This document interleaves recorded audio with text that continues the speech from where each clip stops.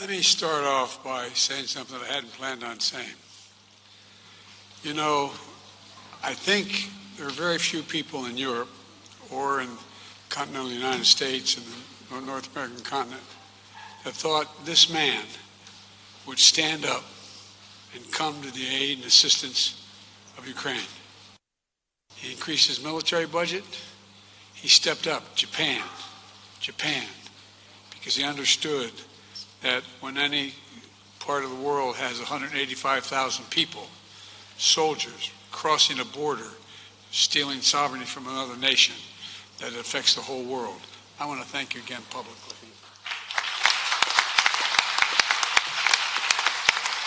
We just concluded the first meeting of the NATO-Ukraine Council, and all our allies agreed Ukraine's future lies in NATO. That's not a surprise to any of us, I don't think. I hope it's not a surprise to you, Mr. President. Allies all agreed to lift the requirements for membership action plan for Ukraine and to create a path to NATO membership while Ukraine continues to make progress on necessary reforms. But we're not waiting for that process to be finished to make the long-term commitments that we're making to Ukraine's security. Volodymyr and I shouldn't be so familiar.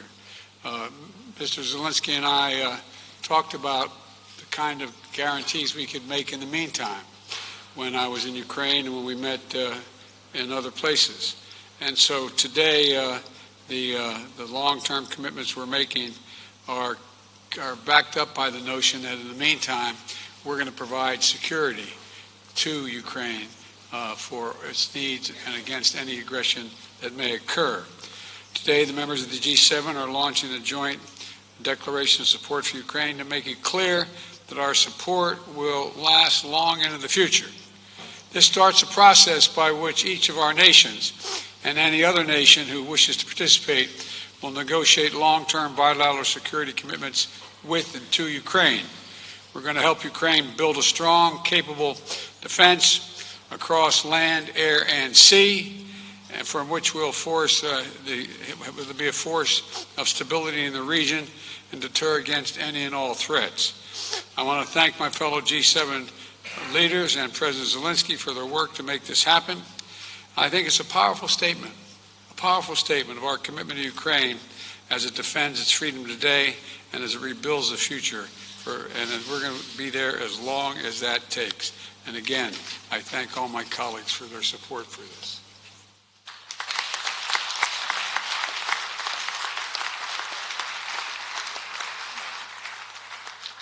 Thank you very much, Mr. President, President Biden, Prime Minister Kishida, Chancellor, see you, Chancellor Scholz, Prime Minister Sunak, President Macron, Prime Minister Trudeau, Prime Minister Meloni, President Michel, President von der Leyen. Great honor to be here. The outcome of the NATO summit in Vilnius is very much needed and meaningful success for Ukraine.